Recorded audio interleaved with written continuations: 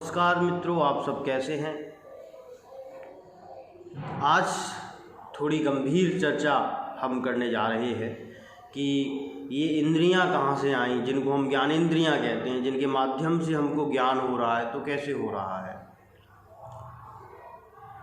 मेरा अपना यह मंतव्य है कि जैसे जैसे जीवन की उत्पत्ति हुई इस धरातल पर, तो धीरे धीरे जीवन को और ज़्यादा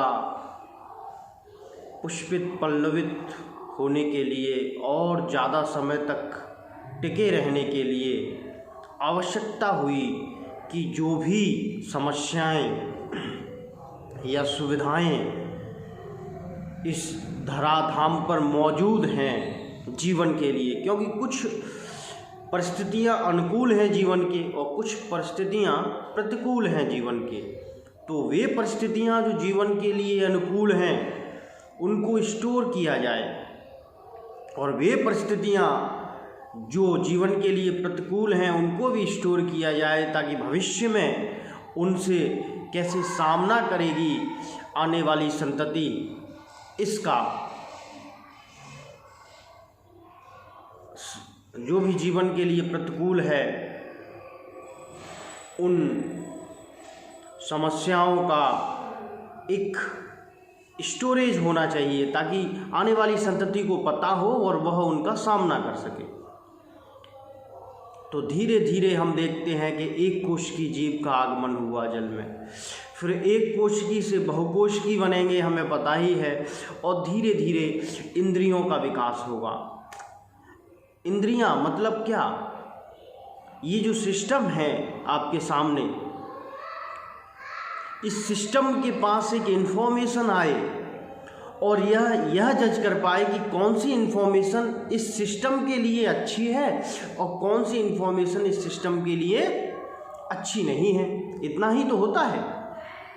ये जो सिस्टम है, जैसे मैं आपके सामने बात कर रहा हूँ, तो ये जो शरीर आपको दिखाई दे रहा है या आपका अपना जो ये शरीर है, ये जो बॉडी सिस्टम है, कुछ परिस्थितियाँ, कुछ वस्तुएं आपके सिस्टम के अनुकूल होंगी, कुछ प्रतिकूल होंगी। एग्जाम्पल के लिए मैं कहता हूँ, जैसे कि भोजन है, तो कुछ भोजन तो ऐसे हैं जो शरीर के लिए बहुत अच्छे हैं और कुछ भोजन ऐसे हैं जो शरीर के लिए विषाक्त हैं या अच्छे नहीं हैं, हानिकारक हैं।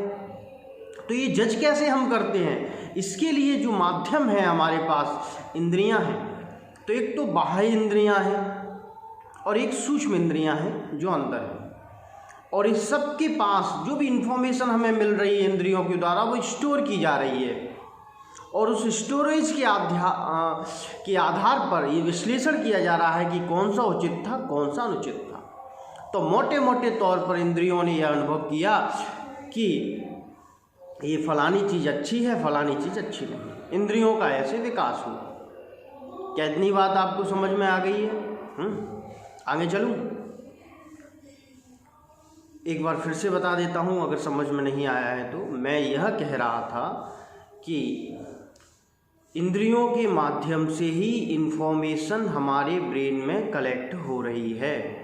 कोई भी इन्फॉर्मेशन हो वो हमें हमारे सेंस से ही मिली है, क्योंकि सेंस उसको सेंसेशन करते हैं और वह इन्फॉर्मेशन ब्रेन में जाती है, फिर ब्रेन उसको इंटरप्रेट करता है, फिर उस इन्फॉर्मेशन के आधार पर जो रिजल्ट शरीर में आते हैं, अच्छे या बुरे, उसके आधार पर पता चलता है कि इन्फॉर्मेशन अच्छी है और ये इन्फॉर्मेशन ख़राब है। जैसे एक छोटा सा बच्चा है, वह कैंडल जल रही है, उस कैंडल की जो लाइट है, बर्निंग लाइट, उसको पकड़ना चाहता है। तो जब वो एक छोटा नन्हा बच्चा उस लाइट को टच करता है पकड़ने के लिए, तो जैसे ही टच करता है तो हाथ की जो इंद्रियां हैं, उनके पास जो त्वचा है वह टच हुई अग्नि से, फायर से, तो एक सेंसेशन गया ब्रेन के पास और ब्रेन ने इंटरप्रेट किया कि जो जलती हुई आग थी यह हानिकारक है, इसको नहीं पकड़ना चाहिए।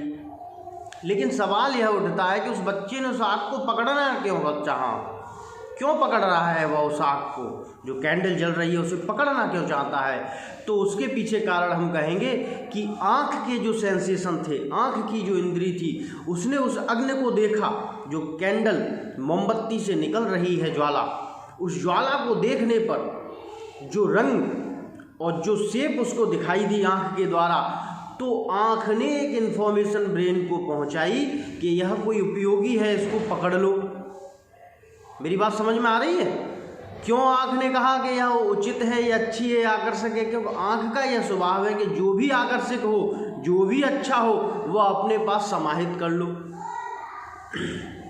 आँख का यही तो काम है। एक सुंदर फूल देखा, सुंदर फूल को भी बच्चा पकड़ता है। क्यों?